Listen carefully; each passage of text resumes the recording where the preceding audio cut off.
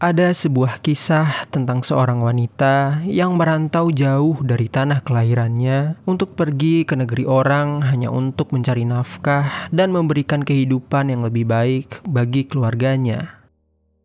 Naas, niatnya yang baik ternyata tak menjamin bahwa nasibnya juga akan berakhir baik. Karena di tengah perjuangannya itu, sang wanita justru mengalami tragedi yang tak terduga, di mana di dalam semalam, hidup dan kehormatannya direnggut begitu saja oleh orang asing dengan cara yang sangat tragis. Bagaimana cerita selengkapnya? Jadi, begini kisahnya. Arceli Lawagan atau yang lebih akrab disapa Arceli. Ia merupakan seorang wanita berusia 42 tahun asal Filipina yang lahir pada tahun 1967. Diketahui di Filipina, Arceli telah menikah dan memiliki 5 orang putra. Keluarga Arceli adalah keluarga yang sangat hangat dan harmonis, di mana Arceli dan suaminya saling mencintai. Dan begitu juga putra-putra mereka tumbuh bersama dengan akur dan rukun. Keluarga Arceli bahkan menggambarkan Arceli sebagai istri dan ibu yang sangat sempurna. Namun, pada tahun 2004, Arceli dengan berat hati harus meninggalkan keluarganya yang ada di Filipina untuk pergi ke negara Kanada. Kala itu, impiannya hanya satu, yaitu untuk memberikan penghidupan yang lebih layak untuk keluarga dan kelima putranya. Hingga suatu saat nanti, ia berharap bisa membawa keluarganya juga ke negara Kanada. Impian mulia Arceli itu pun didukung penuh oleh suami dan putra-putranya. Meski berat, mereka semua dengan kompak mengantarkan Arceli ke bandara di hari keberangkatannya. Di negara Kanada, Arceli menetap di daerah Calgary. Di sana, Arceli yang sudah memiliki gelar sarjana marketing sebelumnya, kemudian mengambil lagi kelas kursus untuk menjadi akuntan. Sementara itu, untuk menghidupi dirinya dan mengirim uang ke keluarganya yang ada di Filipina, Arceli juga menjalani 2 pekerjaan, yang mana salah satunya menjadi pegawai di perusahaan percetakan yang bernama West Canadian Digital Imaging, yang juga terletak di Calgary. Mulanya, kepribadiannya yang malu serta perasaan asing karena berada di negeri orang, membuat Arceli kesulitan memiliki teman di tempat barunya itu. Dengan tekad dan keinginan yang kuat untuk beradaptasi, Arceli pun kemudian bergabung dengan sebuah komunitas gereja di lingkungan tempat tinggalnya. Saat sudah bergabung di komunitas tersebut, kepercayaan diri Arceli pun mulai meningkat, dan akhirnya ia memulai pertemanan dengan beberapa orang. Adapun salah satu orang yang diketahui berteman baik dengan Arceli, yaitu seorang pria bernama Melchor Padilla. Tak hanya itu, Arceli juga bertemu dengan Rowena Cabela, seorang perantau asal Filipina yang kemudian menjadi sahabat Arceli sekaligus juga teman sekamarnya di tempat tinggalnya. Singkat cerita, hari-hari pun berlalu dan tanpa terasa sudah 4 tahun Arceli menetap di Calgary, Kanada. Memasuki tahun 2008, tabungan Arceli pun sudah hampir cukup untuk membawa keluarganya untuk pindah ke negara Kanada. Mengetahui mimpinya sebentar lagi akan terwujud, Arceli pun semakin bersemangat dalam bekerja. Semua perjuangannya itu dilakukan Arceli dengan sepenuh hati tanpa pernah mengeluh sama sekali.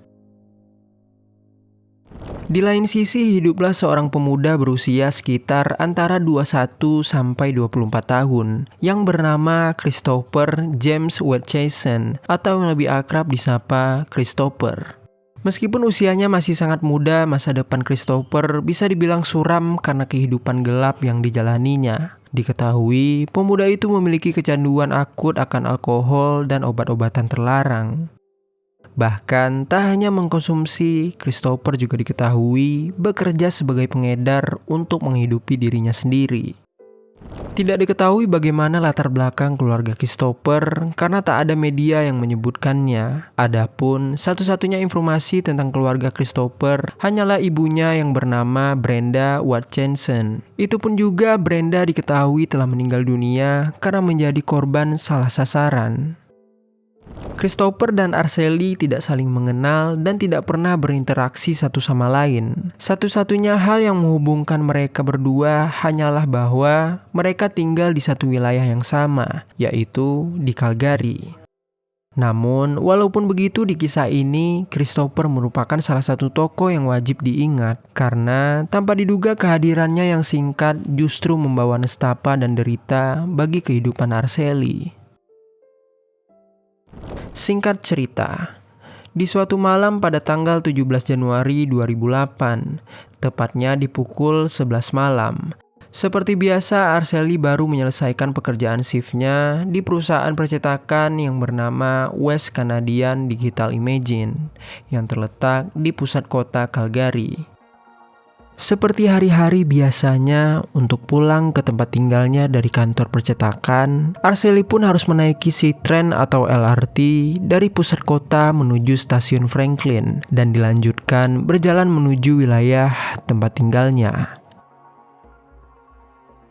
Tanpa Arceli duga, ternyata sejak dirinya di dalam si tren, ia sudah diperhatikan dengan tatapan yang sangat buas oleh seorang lelaki muda. Adapun pemuda itu tidak lain adalah Christopher. Sialnya malam itu Christopher benar-benar dalam keadaan setengah sadar karena sebelum menaiki si tren diketahui pemuda itu baru saja meminum 24 kaleng bir dan sebotol miras. Tak hanya itu, pria itu juga disebut-sebut baru saja mengkonsumsi salah satu obat-obatan terlarang yang efeknya membuat halusinasi. Di sepanjang perjalanan di dalam kereta, Christopher tak kunjung melepaskan pandangannya dari Arceli. Dalam keadaan diri yang sedang dipengaruhi oleh zat-zat terlarang, di kepalanya tanpa alasan spesifik, Christopher pun bahkan telah merancang skenario yang sangat mengerikan untuk menyerang Arceli. Kemudian, ketika kereta berhenti di stasiun terakhir, yaitu stasiun Franklin, Christopher pun terus mengikuti Arceli dengan langkah yang mencurigakan. Tak butuh waktu lama, Arceli pun langsung merasa bahwa ada orang lain yang mengikutinya dari belakang. Seketika, alarm bahaya di kepalanya langsung menyala. Saat itu juga, Arceli pun dengan sigap mencoba menghubungi teman laki-lakinya, yaitu Melchor. Begitu Melchor mengangkat panggilannya, Arceli pun langsung mengatakan kepada Melchor bahwa dirinya sedang diikuti oleh orang lain. Mendengar itu, Melchor yang semula masih dalam keadaan mengantuk, ia pun langsung terduduk karena merasa khawatir. Kemudian, Melchor langsung menyuruh Arceli untuk jangan mematikan panggilan agar mereka tetap terhubung. Namun sayang, Arceli tak mendengar ucapan Melchor. Wanita itu malah mematikan panggilan tersebut dan memasukkan ponselnya ke dalam tas. Setelah mengabari Melchor, Arceli pun terus mencoba berjalan cepat untuk keluar dari stasiun si tren dan berharap bisa sempat sampai ke tempat tinggalnya karena jaraknya hanya sekitar 5 menit untuk sampai ke sana. Namun, belum sempat Arceli sampai di tempat tinggalnya, Christopher yang langkahnya lebih cepat dari Arceli pun berhasil menahan tangan Arceli dan menghadang jalannya. Di titik itu Arceli sudah gemetar ketakutan, tapi Christopher tetap saja tidak peduli. Christopher kemudian menyudutkan Arceli ke tepi jalan di belakang gereja, dan kemudian ia mulai bertindak tak senonoh kepada Arceli. Diperlakukan seperti itu, Arceli pun berusaha melawan dan berteriak. Namun, semua upayanya itu sia-sia karena tenaganya kalah jauh dengan Christopher. Apalagi, jalan yang disinggahinya saat itu pun sudah sangat sepi, sehingga tak ada satupun orang yang mendengar teriakan Arceli. Putus asa, Arceli pun hanya bisa menangis di tengah situasi itu. Melihat Arceli tak bisa berbuat apa-apa untuk melawannya, Christopher kemudian dengan kasar menjatuhkan Arceli. Setelah Arceli jatuh, Christopher pun langsung menarik paksa sepatu boot serta celana milik Arceli. Lalu, diperlakukan tak pantas seperti itu, Arceli pun seketika langsung menangis dan memohon-mohon kepada Christopher agar berhenti dan melepaskannya. Namun, lagi-lagi Christopher tidak mau peduli. Setelahnya, dengan tanpa rasa kasihan, Christopher dengan tega merebut kehormatan Arceli di pinggir jalan yang gelap dan sepi itu. Merasa terhina, Arceli pun menangis terisak-isak karena tak mampu berbuat apa-apa untuk menyelamatkan dirinya sendiri. Namun, di tengah situasi yang tragis dan menyedihkan itu, tiba-tiba saja Arceli melihat ponselnya yang terpelanting keluar dari dalam tas. Lalu, dengan berpikir cepat, Arceli pun langsung menghubungi siapapun yang bisa ia hubungi. Kebetulan saat itu riwayat panggilan terakhirnya adalah sahabatnya sendiri, yaitu Melchor. Untuk itu, Arceli pun langsung menghubungi Melchor untuk meminta pertolongan. Tanpa menunggu waktu lama, panggilan Arceli langsung diangkat oleh Melchor karena ternyata Melchor pun sedang gelisah menanti panggilan dari Arceli. Setelah itu, sambil terisak-isak, Arceli pun langsung berkata bahwa dirinya sedang diserang dan diruda paksa oleh seseorang. Melchor yang mendengar itu, ia pun langsung bertanya kepada Arceli di mana posisinya saat itu. Namun sayang, belum sempat Arceli menjawab, aksi itu langsung diketahui oleh Christopher. Seketika melihat Arceli menghubungi seseorang, Christopher pun langsung panik. Christopher pun langsung menghentikan aksi ruda paksanya dan kemudian beranjak untuk menyerang kepala Arceli dengan menggunakan sepatu boot yang berujung baja. Teriakan kesakitan Arceli sempat terdengar oleh Melchor melalui telepon yang masih tersambung, dan akhirnya ponsel tersebut mati karena dibanting oleh Christopher. Diserang berkali-kali di bagian kepala dan wajah oleh Christopher. Tak butuh waktu lama, Arceli pun langsung kehilangan kesadaran. Melihat Arceli telah pingsan, bukannya berhenti melakukan aksinya itu, Christopher malah terus menyerang seluruh tubuh Arceli. Tubuh Arceli tak kuat lagi menahan hantaman itu semua, dan akhirnya Arceli pun menghembuskan nafas terakhirnya. Lalu, setelah melihat Arceli telah sepenuhnya tergeletak tak berdaya, Christopher pun dengan tega meninggalkannya begitu saja di pinggir jalan itu, sambil membawa tas dan juga dompet milik Arceli. Di sisi lain, Melchor sebagai orang yang terakhir dihubungi Arceli, ia pun mulai panik dan mencoba mencari bantuan. Mulanya, Melchor mengabari Rowena dan memintanya untuk menghubungi pihak kepolisian, sementara dirinya segera mengambil kunci mobilnya untuk mencari Arceli di jalanan. Rowena yang tiba-tiba mendapatkan info yang mengejutkan itu langsung menuruti perintah Melchor untuk menghubungi pihak kepolisian. Yes, I just need help, please. Okay. This person is in downtown right now, and then she's crying, and then I think somebody is assaulting her right now. Namun sayang, polisi yang menangani panggilan Rowena agak kesulitan untuk langsung bergerak karena Rowena tidak mengetahui di mana tepatnya Arceli diserang. Beberapa menit kemudian, pihak kepolisian pun kembali mendapatkan laporan mengenai Arceli, tetapi kali ini dari seorang lelaki yaitu Melchor. Saat itu Melchor sudah tidak tahu lagi bagaimana caranya harus menemukan Arceli, sehingga akhirnya ia merasa harus menghubungi pihak kepolisian juga. Calgary Police Emergency. There's something happening on the 8th Avenue. There's a Filipina lady called me that he needs help in that road. Pihak kepolisian yang mendapatkan laporan mengenai nama yang sama dari dua orang sekaligus dalam waktu yang dekat, mereka pun seketika meyakini bahwa kasus itu sangatlah genting. Akhirnya, polisi pun mulai bergerak meskipun informasi lokasi yang mereka ketahui hanyalah pusat kota dan jalan Egg Avenue lokal. Mulanya, polisi meminta nomor telepon Arceli kepada Melchor. Namun, ketika mereka mencoba menghubunginya berkali-kali secara langsung, nomor itu ternyata sudah tak tersambung lagi. Tak mau membuang waktu, polisi pun langsung mengumpulkan pasukan dan berangkat ke pusat kota untuk mencari Arceli. Setelah beberapa waktu pencarian intensif yang gagal, polisi pun kembali mencoba menghubungi Melchor untuk menggali informasi tentang Arceli. Kemudian, setelah mendapatkannya, polisi pun mendatangi tempat tinggal Arceli dan menemui Rowena, yaitu teman sekamar Arceli. Rowena lalu memberikan gambaran kepada pihak kepolisian tentang bagaimana kehidupan Arceli, dan ia juga mengatakan bahwa gadis itu tak memiliki banyak teman lain selain teman-temannya yang ada di gereja. Setelah melakukan wawancara singkat dengan Rowena, polisi pun langsung bergegas menuju kantor Arceli untuk meminta keterangan dari atasan Arceli dan memastikan rute mana saja yang ia lewati ketika pulang dari sana. Saat pihak kepolisian tiba di kantor Arceli, atasan Arceli pun dengan kooperatif membagikan kamera CCTV di waktu Arceli pulang. Dan dari sana, polisi pun mulai melacak jejak Arceli melalui kamera CCTV yang terpasang di sepanjang jalan yang dilewati Arceli. Kemudian, beberapa jam setelahnya, tepatnya pada pukul 6 pagi di tanggal 18 Januari 2008, seorang wanita pejalan kaki yang hendak berangkat kerja tiba-tiba saja menemukan jasad Arceli di pinggir jalan dekat gereja Grace Baptist yang terletak di dekat stasiun Franklin. Pejalan kaki itu sangat terkejut dan gemetar. Ia pun langsung menghubungi pihak kepolisian untuk melaporkan apa yang baru saja ia lihat. Pihak kepolisian yang menanggapi laporan itu, mereka pun langsung mengaitkan penemuan jasad itu dengan Arceli. Dan untuk memastikan hal itu, mereka pun langsung datang tak lama setelahnya.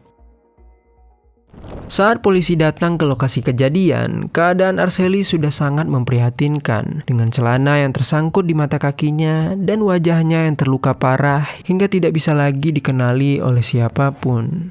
Sementara itu, di sampingnya hanya terdapat sebuah botol dan tas biru yang diduga adalah milik pelaku karena tas dan dompet Arceli tidak ditemukan di tempat kejadian. Melihat pemandangan tragis itu, polisi yang menangani kasus Arceli pun seketika merasa menyesal karena tak bisa menyelamatkan Arceli dengan tepat waktu. Mereka bahkan sempat berdoa untuk kedamaian Arceli sebelum melanjutkan penanganan selanjutnya kepada jasad Arceli. Setelah itu, tim forensik pun langsung mengambil bagiannya dengan mengidentifikasi barang-barang yang ada di samping jasad serta mengirim jasad Arceli ke rumah sakit untuk diotopsi. Beberapa waktu kemudian, hasil otopsi pun keluar dan membeberkan fakta yang sangat tragis, di mana benar bahwa Arceli telah diruda paksa oleh Christopher karena cairan lelaki itu ditemukan di tubuh Arceli. Adapun penyebab Arceli meninggal dunia ternyata adalah karena cedera otak mengingat parahnya serangan Christopher di kepala Arceli. Setelah hasil otopsi diumumkan, kasus Arceli pun seketika menghebohkan masyarakat Kanada. Untuk mencegah kejahatan berulang, polisi pun menghimbau para perempuan untuk tidak keluar sendirian selama pelaku belum ditemukan. Adapun keluarga Arceli jelas sangat marah dan terpukul begitu mendapatkan kabar buruk tentang tragedi yang menimpa Arceli. Saat itu saudara perempuan Arceli yang bernama Marlene Horry yang tinggal di Ontario, ia pun langsung pergi ke Calgary ketika mengetahui tentang berita tragis itu. Keluarga Arceli pun memutuskan untuk membawa pulang jasad Arceli menuju negara Filipina agar bisa kembali ke pelukan keluarga tercintanya.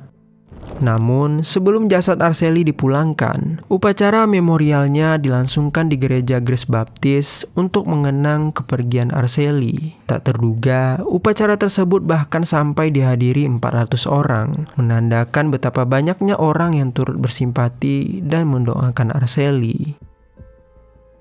Sementara itu, setelah penyelidikan panjang seminggu kemudian, tepatnya pada tanggal 24 Januari 2008, Christopher akhirnya ditangkap di rumah temannya.